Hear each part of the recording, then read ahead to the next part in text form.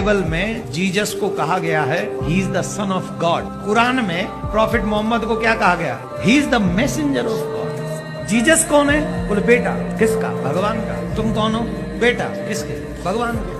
किसी ने नहीं कहा कि मैं भगवान हूं, अकेला मेरा कृष्णा गीता में कहता है I am the God come to me. This is angel, एक बार फिर एक नई वीडियो के साथ आप लोग के बीच में। और यकीन मानिए ये वीडियो आपको बहुत ब्लेस करने आ रहा है और कुछ आप बड़ी बड़ी और महान बातें सीखने जा रहे हैं खुदा उनके कलाम से, अपने मसीह के बारे में और मसीह ईमान को डिफेंड करने के लिए। जैसे कि ये एक और फिर कोई बाबा है जो कि एक सवाल उठाते हैं और कहते हैं कि भाई जीसस ने कहीं पर भी ये बात नहीं बोली कि आई एम गॉड, और उन्होंने बोला I am son of God, या क्रिश्चियंस बोलते हैं, बाइबल कहती है कि that he is the son of God. और वहीं वो मुसलमानों के जो पैगंबर हैं उनके लिए भी कहते हैं that he is a messenger. और वहीं वो बताते हैं अपने लिए या दूसरे जो अलग अलग धर्म गुरु हैं या कथावाचक कह लीजिए, गुरु कह लीजिए, पैगंबर कह लीजिए, उन सबको कह रहे हैं that they all are actually the messenger. हुआ है हम कौन है? ये संत महात्मा कौन है? कथावाचक कौन है? They all messenger of God. वो मैसेंजर। तो यीशु मसीह को आप क्या मानते हैं? परमेश्वर जी। किस आधार पे मानते हैं? क्योंकि उनको शुक्रवार को मार दिया गया था और वो संडे को जिंदा हो गए थे। मतलब मार दिया गया फिर जिंदा हो गए तो आपको लगा भगवान है? अभी उसमें ऐसा ही लिखा है वचन में। तो मतलब कोई मर के जिंदा हो जाए तो भगवान है? जी।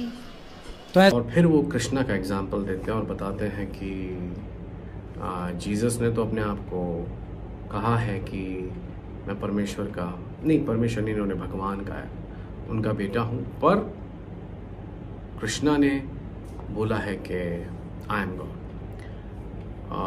या मैं कह लीजिए भगवान हूँ। तो इसमें थोड़ा सा एक तो क्लियर कर दूं, पहले मैं एक वीडियो इसके ऊपर बना चुका हूं, भगवान और there is a difference between ईश्वर एंड भगवान, इनके वर्ड्स में भी डिफरेंस है। तो सबसे पहले आप समझ सकते हैं कि एग्जैक्टली यीशु मसीह भगवान नहीं है, क्योंकि भगवान के मायने कुछ और होते हैं, ठीक है। तो एग्जैक्टली भगवान यीशु मसीह बिल्कुल भी नहीं है, क्योंकि भगवान एक इंसान भी हो सकता है अगर आप भगवान वर्ड के ऊपर स्टडी करेंगे, ठीक है। और जिस इंसान के पास ये 6 चीज की प्राप्ति है, यानी कि ऐश्वर्य, वीर्य, स्मृति, यश, ज्ञान और सौम्यता, वो भगवान बन गया। यानी जिसके पास वीर्य है, जिसके पास ऐश्वर्य है, यानी एक धनी इंसान, एक बुद्धिमान इंसान, एक सफल इंसान अपने आप को भगवान बोल सकता है। ये मैं नहीं बोल रहा, विकिपीडिया का डेफिनेशन बोल रही है। आप अपने हिसाब से क्या करो, इस चीज को खुद ही इसको सर्च करो। भगवान एक इंसान भी हो सकता है अगर आप भगवान वर्ड के ऊपर स्टडी करेंगे, ठीक है ना। जिसके पास कह लीजिए धन है, बुद्धि है, सफल है, वीर्य है, ठीक है ना, और ऐसे ऐसे कुछ कैरेक्टरिस्टिक्स है, अगर ये कोई इंसान अपने अंदर कैरी करता है तो वो भगवान की कैटेगरी में आता है। इसके ऊपर मैं खुलकर आप एक वीडियो बना चुका हूँ, आप चाहेंगे तो मैं इसे लिंक में डाल दूंगा डिस्क्रिप्शन में। हाँ, लेकिन अब बात करते हैं कि भाई जीसस ने तो अपने आप को नहीं बोला है कि आई एम गॉड, ठीक है। तो वो गॉड है या नहीं है, या बाइबल कहती है he is a son of God. तो इसको मैं थोड़ा सा क्लियर करता हूँ शॉर्ट में आप लोगों को। हालांकि मैं इस बारे में पहले भी बता चुका हूँ, मैं फिर बताना चाहूँगा। पहली बात तो देखिए कि अगर हम बाइबल को ठीक से पढ़ेंगे तो मैं इससे पहले एक मुस्लिम मौलवी है शायद, उसको रिफ्यूट करने के लिए मैंने एक वीडियो दिया था, और वीडियो में मैंने अच्छे से बताया था कि जब एक 2000 का नोट आप देखते हैं, 2000 का नोट देखेंगे अगर आप, कि जब ये 2000 का नोट है तो इसके अंदर 1000 रुपए भी हैं। अगर ये 2000 है तो एग्जैक्टली है। क्या इसके अंदर 500 भी है? एग्जैक्टली है। क्या इसके अंदर 200 रुपए भी हैं? एग्जैक्टली है। और ये उन सबसे ऊपर है, तो उन सबसे ऊपर होने का मतलब ये ऑलरेडी उनको अपने अंदर समाया हुआ है। ये है यीशु मसीह। यीशु मसीह प्रॉफिट हैं, बिल्कुल हैं, but he was not a मेरे प्रॉफिट। वो सिर्फ, दोनों बातों में फ़र्क है, यीशु मसीह नबी है या यीशु मसीह सिर्फ नबी हैं। यीशु मसीह नबी हैं पर सिर्फ नबी नहीं है। जैसे 2000 का नोट है, 2000 के नोट में 1000 रुपये ऑलरेडी हैं, तो ये 1000 भी है खाली, पर 1000 नहीं है क्योंकि इसका वजूद 1000 से ऊपर है। ये 2000 का है तो इसमें 1000 ऑलरेडी है। यीशु मसीह मसीहा है, मसाया है, सन ऑफ गॉड है, खुदा के बेटे हैं, तो ऑलरेडी उनके अंदर नबी तो हो गई, ऑलरेडी उनके अंदर एक अपोस्टल तो हो गई, ऑलरेडी उनके अंदर एक मसीहा तो हो गई, क्योंकि इसके अंदर ऑलरेडी 100 रुपए भी हैं, इसके अंदर 200 भी हैं, इसके अंदर 500 भी है, इसके अंदर 1000 भी है। ठीक इसी तरीके से जीसस के अंदर प्रॉफिट भी है, जीसस के अंदर अपोस्टल भी है, जीसस के अंदर एक फिलोसफर भी है, जीसस के अंदर एक इंटेलेक्चुअल भी है ना। जीसस के अंदर मान लीजिए एक पहाड़ है जो सबसे ऊंचा पहाड़ है, कई हजार फुट का है। एक एग्जाम्पल के तौर पर मान लो वो 25,000 फुट है, 20,000 फुट है। अगर वो 20,000 फुट लंबा पहाड़ है तो इसका मतलब 10,000 फुट भी उसके अंदर है, 5,000 फुट भी उसके अंदर है, 2,000 फुट भी उसके अंदर है। समझ रहे हैं आप इस बात को? वो उस हाइट को कैरी करता है, उस हाइट से वो बियॉन्ड है। और उस हाइट से बियॉन्ड होने का मतलब क्या है कि ऑलरेडी वो उस हाइट को अपने अंदर रखता है। एक इंची टेप है, अगर वो 10 फुट लंबा है तो 10 फुट का मतलब जानते हो क्या है? उसके अंदर 5 फुट भी है, उसके अंदर 3 फुट भी, उसके अंदर 1 फुट भी, उसके अंदर 4 फुट भी है। तो ठीक इसी तरीके से मैसेंजर या सन ऑफ गॉड या प्रॉफिट, ये क्या है?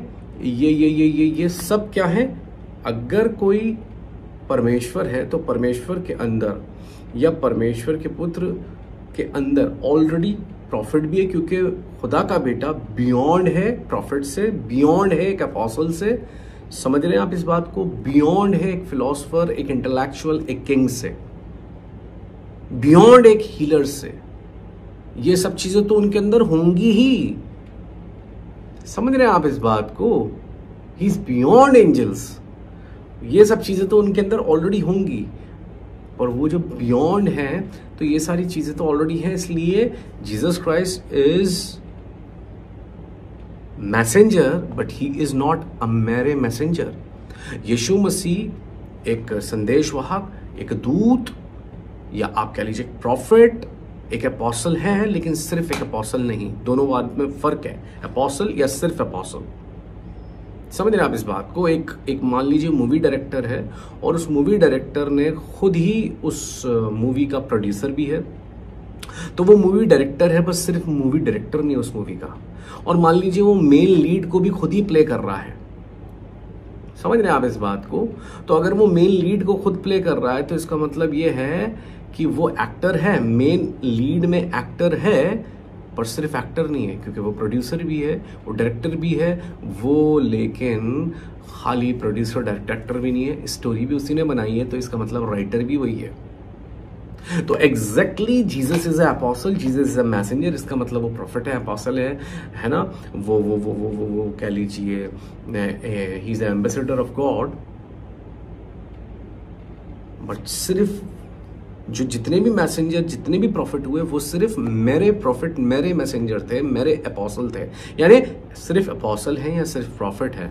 समझ रहे हैं आप इस बात को? मतलब वही उनकी मिनिस्ट्री उसके अंदर सीमित थी। बट जहां क्राइस्ट की बात आएगी तो वो एक मैसेंजर, एक पास्टर, एक टीचर, एक प्रीचर, एक रब्बी से बियॉन्ड है। तो नेचुरल सी बात है, वो सबसे ऊंचा शिखर है, तो उसके नीचे जितने भी ओहदे होते हैं वो ऑलरेडी उसके अंदर समाये हुए हैं। यानी कि he is a prophet, he is a apostle, he is a pastor, he is a teacher, he is a preacher, he is an evangelist। ये सब यीशु मसीह के अंदर है। एक बात, लेकिन मैं अब इन भाई साहब, ये जो कुछ कथावाचक हैं जो भी हैं, ये जो बताने की कोशिश कर रहे हैं बाबा कि जीसस ने, अब मैं इनके अनुसार बता दूं, ये बात जो मैंने पहली वाली बताई ये क्रिश्चियंस के लिए बताई, मसीहों को समझने के लिए, या मुस्लिम लोग भी इस बात को समझ सकते हैं अगर खोजेंगे तो। अब बात होती है कि जीसस ने नहीं बोला पर इन्होंने बाइबल को अगर पढ़ा होता तो इन्हें समझ में आता। और अगर ये बुक ऑफ रेवलेशन को, उसके फर्स्ट चैप्टर को पढ़ेंगे, प्रकाशित वाक्य 1 को, तो वहां जीसस क्राइस्ट अपने आप को क्या बोलते हैं, गौर से सुनना। प्रभु परमेश्वर जो है और जो था और जो आने वाला है, जो सर्वशक्तिमान है, यह कहता है, मैं ही अल्फा और ओमेगा हूं। I am the Alpha and the Omega, the beginning and the end, the Almighty। पर इन लोगों ने बाइबल ही नहीं पढ़ी, जहां पर यीशु मसीह क्या फरमा रहे हैं कि अल्फा और ओमेगा मैं हूं। अब अल्फा और ओमेगा क्या है? अल्फा ए और ओमेगा जेड, यानी ए से जेड तक मैं ही हूं, मैं ही हूं ए और मैं ही हूं Z. I am the beginning and the end. कोई प्रॉफिट, कोई अपोस्टल, कोई मैसेंजर बोल ही नहीं सकता, हिमाकत ही नहीं कर सकता ये बात बोलने की कि that I am the first and the last, the beginning and the end. और उससे भी आगे जाके बात कहते हैं कि आई एम ऑलमाइटी। ऑलमाइटी का मतलब जानते हो?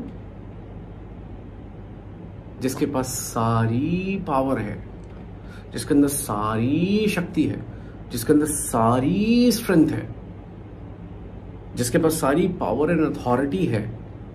आप समझ रहे हैं इस बात को? तो यहां पर यीशु मसीह कहते हैं अपने आप को, आई एम ऑलमाइटी,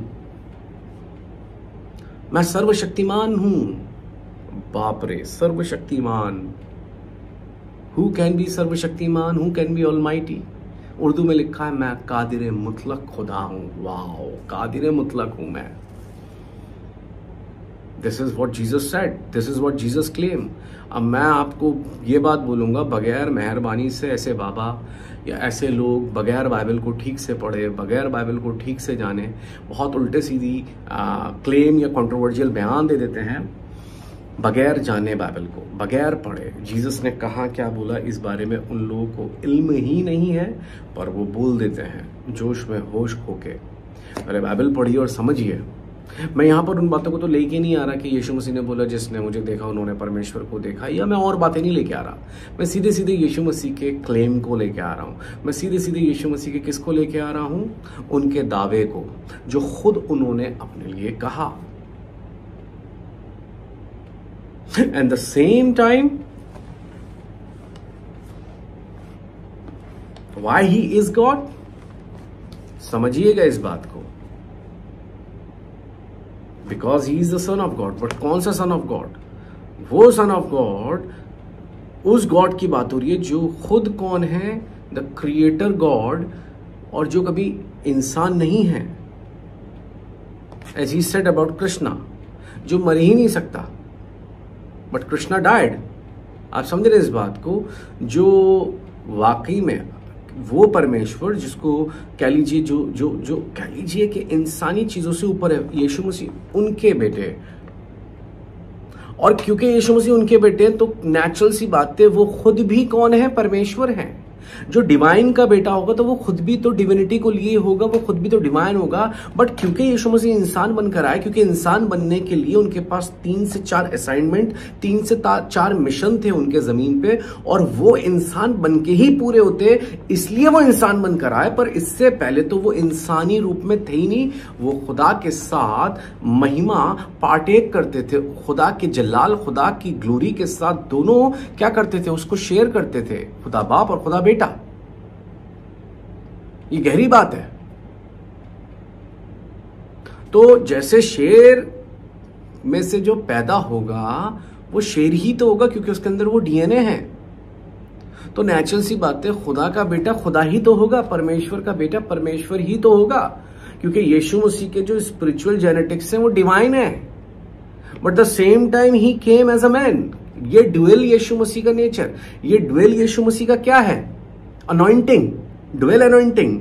एक ही वक्त में ही वॉज फुली मैन, एक ही वक्त में जब जमीन पे थे फुली गॉड, बट इस वक्त वो फुली मैन नहीं है, ही इज फुली गॉड। जब वो अब सिंहासन पे बैठे हैं अपने बाप के दाहिने हाथ खुदा के साथ, दो जब सिंहासन है तो उसमें एक में सर्वशक्तिमान परमेश्वर पिता, जिन्हें हम हेवनली फादर बोलते हैं, अब्बा फादर बोलते हैं, खुदा बाप बोलते हैं, आसमानी बाप बोलते हैं, या परम पिता बोलते हैं, वो और यीशु मसीह विराजमान है, खुदा यीशु मसीह।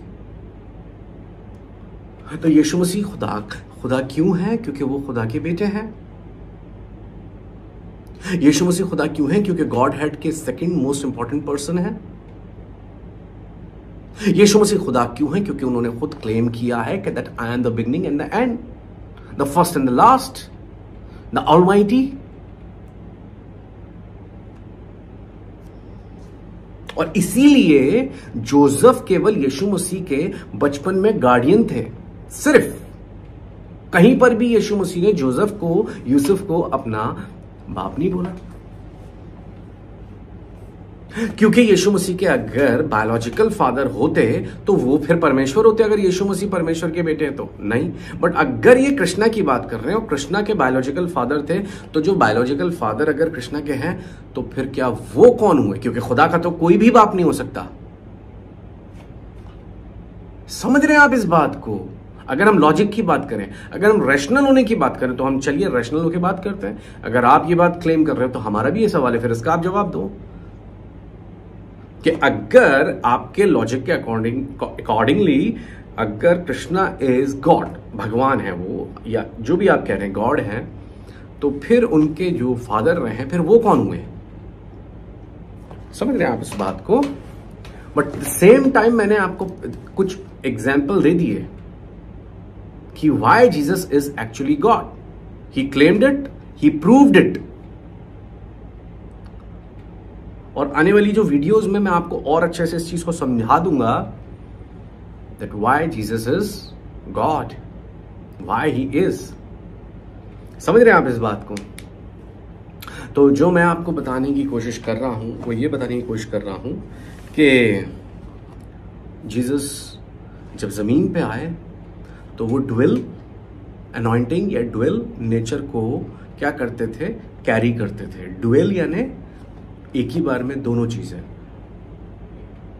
इब्ने आदम भी और इब्ने खुदा भी, खुदा के बेटे भी और इब्ने आदम भी, यानी सन ऑफ मैन भी।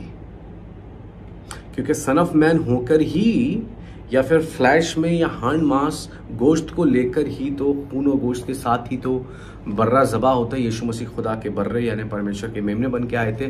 कुर्बानी या मौत जिस्म में ही आती है, इसलिए जिस्म को लेना खुदा के बेटे को जरूरी था। इसलिए यीशु मसीह की अर्थली एज तो 2024 साल है। पर अगर हम बाइबल को ठीक से पढ़ेंगे तो बाइबल बताती है जब वो जमीन पे नहीं आए, वो उससे पहले खुदा बाप के साथ लिखा है, इब्तिदा में खुदा था, इब्तिदा में कलाम था, कलाम खुदा के साथ था और कलाम ही खुदा था। In the beginning was the word, word was with God and the word was God. आदि में वचन था, वचन परमेश्वर के साथ था और वचन ही परमेश्वर था। आदि में, इन द बिगिनिंग। यीशु मसीह कौन थे? वचन। वचन ही कौन है? खुदा का बेटा। क्योंकि वचन ही के लिए जो ग्रीक वर्ड में इस्तेमाल हुआ है, वचन के लिए जो वर्ड इस्तेमाल हुआ है ग्रीक में, वो वही वर्ड इस्तेमाल हुआ है जो स्पर्म के लिए होता है, जो आदमी के वीर्य के लिए होता है। क्योंकि स्पर्म में से चीज पैदा होती है। स्पर्म यानी बीज ही इंसान का, आदमी का बेटा होता है। बीज का मतलब बेटा। तो जो वर्ड है वही खुदा का बीज है। और इस वर्ड को 2000 साल पहले, आज से 2024 साल पहले, यही वर्ड जो बिगनिंग से खुदा के साथ थे, उनको एक नाम दिया गया यीशु मसीह। बिगनिंग में परमेश्वर के वचन, परमेश्वर के बेटे का नाम यीशु नहीं था। समझ रहे हो आप इस बात को? गहरी बात है, सुनिएगा, दोबारा रिपीट कर रहा हूं।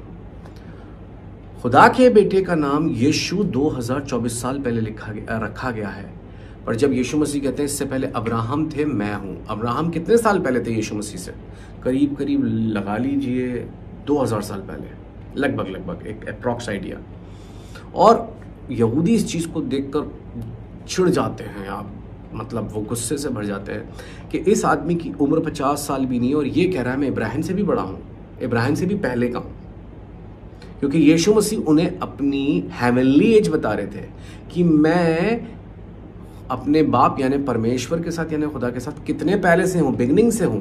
मैं तो इंसान बनकर अभी आया हूं 30 साल पहले। जब वो बता रहे अपने वक्त में, वो ये बताने की कोशिश कर रहे थे। तो इनको नहीं पता, इनको तो लोगों को पता ही नहीं, एक वो जीसस जो 2024 साल पहले आए और एक वो खुदा का बेटा। क्योंकि खुदा का बेटा जो 2000 साल पहले से थे वो यीशु नहीं थे। मतलब यीशु का मतलब उनका नाम यीशु नहीं था। यीशु तो 24 साल पहले उनका नाम रखा गया, जब गैब्रियल मैरी को, जिब्राइल मरियम को बताते हैं कि तू एक बेटे को जनेगी और उसका नाम यीशु रखना, क्योंकि वो अपने लोगों का याशुआ रखना, क्योंकि वो अपने लोगों का उनके गुनाहों से क्या करेगा, नजात देगा उन्हें, उनके पापों से उनको क्या देगा, उद्धार देगा। तो खैर, लेकिन जो मैं आपको बताने की कोशिश कर रहा हूँ कि वाई जीसस इज गॉड, क्योंकि he claimed it, he proved it. और एक यहाँ पर एक पॉइंट आपके सामने शेयर करूंगा। आपको पता है कि वाई जीसस इज गॉड या वाई ही इज डिवाइन या वाई ही इज ऑलमाइटी, क्योंकि केवल खुदा, परमेश्वर, ईश्वर ही गुनाहों को माफ कर सकते हैं। ये बात याद रखना। और बाइबल में यीशु मसीह ने गुनाहों को माफ किया, और जब उन्होंने गुनाहों को माफ किया तो इस बात पर फरीसी जो थे, यहूदियों का एक सेक्ट था, शास्त्री और फरीसी, जो इसमें धार्मिक इनकी बॉडी थी, उसमें सबसे ऊंचे लोग जो थे, रुतबा था, इनके जलवे थे, इन लोगों में फूट पड़ जाती है और ये यीशु मसीह के विरोध हो जाते हैं और ये कहते हैं कि ये कुफ्र बक रहे हैं।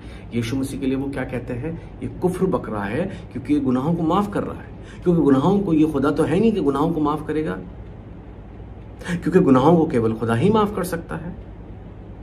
तो वाई जीसस इज गॉड,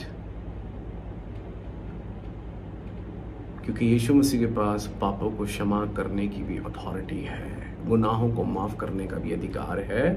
और जैसे कि अगर आप पढ़ेंगे इसको, मैं एक हवाला आपके सामने रख देता हूं, और अगर आप इसको पढ़ेंगे मरकुस 2 और उसको A2 को फर्स्ट वर्स से लेकर इसको आप 12th वर्स तक पढ़ेंगे, तो एक लकवे का रोगी था जिसको लोग, जगह नहीं थी जहां पर यीशु मसीह बैठे हुए थे, तो वहां पर एक घर था, उसकी छत को खोलकर बीच में से लटका देते हैं। और यीशु मसीह सीधे सीधे पता उससे क्या बोलते हैं, हे बेटे तेरे गुनाह माफ हुए, हे पुत्र तेरे पाप क्षमा हुए। और जब यीशु मसीह ये बात बोलते हैं तो जो वहाँ पर शास्त्री बैठे हुए थे, यानी ये यहूदी लोग जो थे, इनमें जो धार्मिक लोग कह लीजिए, जो बड़े कह लीजिए स्कॉलर टाइप होते हैं ना, पंडित टाइप लोग होते हैं, वो लोग जो थे ना, वो लोग बहुत ज़्यादा रिसिया गए इस बात पे और कहने लगे कि खुदा के अलावा कौन गुनाह माफ़ कर सकता है, और ये लोग गुनाह माफ़ कर रहा है। समझ रहे हैं आप इस बात को? तब यीशु मसीह समझ गए इनके मन में क्या चल रहा है, और यीशु मसीह ने कहा कि इब्ने आदम को गुनाहों को माफ़ करने का भी हक है। तुम समझ जाओ, इस बात को जान लो। क्या चीज़ कहना आसान है? ये कहना आसान है कि तेरे पाप क्षमा हुए, या ये कि उठ और खाट उठा चल फिर। और वो जैसे ही खुदावंद ने, यीशु जी ने उससे बोला बीमार से कि अपनी खाट को उठा और चल फिर, और वो ठीक हो गया और चंगा हो गया। तो यहाँ पर यीशु मसीह ने गुनाहों को माफ़ किया। अगर एक हम हवाला और देखेंगे, लूका 7 का 36 से जब हम देखेंगे, तो लूका 7 का जब आप 36 से देखेंगे तो वहाँ पर कुछ इस तरीके से लिखा, फरीसी जो था ना, उसने यीशु मसीह को क्या बुलाया, अपने घर पे बुलाया, खाने पे बुलाया। यीशु मसीह भी खाने पे गए। एक औरत को पता चलता है वो गुनाह में थी, वो गुनाहगार थी, कह लीजिए जिना करा उसने या अडल्ट्री करी, जो भी था। वो जब पता चला, यीशु मसीह के पैरों को धोने लगी वो, और अपने बालों से पोंछने लगी। सोचो, बाल औरत की शोभा होते हैं, आज नहीं होते होंगे पर उस वक्त तो होते थे, ठीक है ना। और अपने बालों से सोचिए, वो यीशु मसीह के पैरों को धो रही, वो साफ कर रही है, पोंछ रही है, धो रही है ना। और वो जो फरीसी था वो इस चीज को सोचने लगा कि अगर ये सच में एक प्रॉफिट होता तो समझ जाता कि ये औरत जो इसको छू रही है या जो भी कर रही है, पैर धो रही है या साफ कर रही है, ये एक गुनाहगार है, गलत औरत है, करेक्टर लूज है। इसका मतलब ये प्रॉफिट नहीं है, क्योंकि इसे पता ही नहीं है कि क्या कर रही है, ये कौन है औरत। यीशु मसीह मन में समझ जाते हैं ये क्या कह रहे हैं, और यीशु मसीह फिर एक मिसाल देते हैं और शमौन से कहते हैं कि एक बात बताओ ज़रा, एक जो लेनदार था, मतलब जिसको लेना होता है, जिसने कर्जा दे रखा है, उसने भाई कर्जा दे रखा है, एक को दे रखा है मान लो 500 और दूसरे को 50 दिनार। इसको हम अपनी लैंग्वेज में समझ जाएं तो भाई एक को 50,000 रुपये दे रखे हैं और दूसरे को 5 लाख रुपए का कर्जा दे रखा है। अब वो जो रईस आदमी था जिसने ये दे रखा है, वो देखता है कि इन दोनों में से किसी के पास भी चुकाने के लिए पैसे नहीं है, तो वो दोनों के कर्जे को माफ़ कर देता है। जिस पे 50,000 था वो कहता जा मैंने तेरा भी माफ़ कर दिया, जिस पे 5 लाख कर्जा था उसने कहा जा मैंने तेरे को भी माफ़ कर दिया। अब वो कहते हैं अब ये बता इनमें से ज़्यादा खुश कौन होगा। समझ रहे हैं आप इस बात को? या ज़्यादा इनमें से मुझसे जिसने कर्जे को माफ़ किया ज़्यादा मोहब्बत कौन रखेगा माफ़ करने वाले से? उसने कहा जिसका 5 लाख था वो ज़्यादा मोहब्बत करेगा क्योंकि उसका कर्जा ज़्यादा था। तो यीशु मसीह ये बताते हैं कि गुनाह तो सभी कर रहे हैं, छोटा कोई ज़्यादा कोई कम, और जिसका गुनाह विजिबल है और जिसने बहुत गुनाह किए हैं, जब खुदा से उसको माफ़ी मिलेगी तो उसके अंदर खुदा के लिए मोहब्बत भी उतनी होगी क्योंकि उसे पता है मैंने गुनाह भी बहुत किए, तो उसकी फॉरगिवनेस भी बहुत बड़ी है। तो इसलिए खुदा से प्यार भी वही सबसे ज़्यादा करेगा जिसके गुनाह भी सबसे ज़्यादा माफ़ किए गए। और यीशु मसीह क्या कहते हैं उस औरत के लिए, सुनिएगा। यीशु मसीह कहते हैं कि तेरे गुनाह माफ़ हुए। उस औरत से यीशु मसीह उस दिन क्या कहते हैं? तेरे गुनाह माफ़ हुए। और फिर वो लोग जो बैठकर खाना खा रहे थे अपने मन में सोचने लगे ये कौन है जो पापों की क्षमा कर रहा है, जो गुनाहों को माफ़ कर रहा है, क्योंकि उन्हें ये चीज़ समझ में आ गई कि भाई उनके पास, यहूदियों के पास तो भाई एक से एक माइटी प्रॉफिट थे। नूहा थे, उन्होंने पुराने अहदनामे में देखे हैं अब्राहम, मोसेस, मूसा और दानियल और योना, और आप उठा के देख लीजिए एक से एक ज़बरदस्त प्रॉफिट। और उन सबको पता था कि इनमें से कोई भी एलिजा, एलीशा, कोई भी यशाया, अरे प्रॉफिट एक से एक ज़बरदस्त प्रॉफिट थे। यहूदियों के इतिहास को जब हम पढ़ेंगे, उनकी हिस्ट्री को पढ़ेंगे, उनकी तारीख को जब हम पढ़ेंगे, लेकिन एक भी प्रॉफिट ने हिमाकत नहीं करी कि किसी के गुनाहों को माफ़ कर कर कह दे जा मैंने तेरे गुनाह माफ़ कर दिए। अरे ये कौन है? और उससे पहले वाले रेफरेंस में मैंने आपको बता दिया, वो कहते हैं कि ये क्या खुदा है जो गुनाहों को माफ़ कर रहा है, क्योंकि गुनाहों को माफ़ केवल परमेश्वर कर सकते हैं। और यहाँ यीशु मसीह ने अपनी अथॉरिटी का एक नमूना दिया कि मैं गुनाहों को भी माफ़ कर सकता हूँ। और लूका 5 को पढ़ेंगे तो वहाँ पर भी यीशु मसीह कहते हैं कि बाप खुद अदालत नहीं करेंगे, अदालत करने का सारा हक मुझे दिया है। न्याय परमेश्वर पिता जो है, पिता वो नहीं करेंगे, स्वर्गीय पिता नहीं करेंगे, स्वर्गीय पिता के पुत्र जो खुद भी परमेश्वर है यानी यीशु मसीह, अदालत यानी न्याय भी वही करेंगे आखिर दिन में, जजमेंट डे के दिन, दुनिया का, अच्छे का, बुरे का, हर चीज़ का।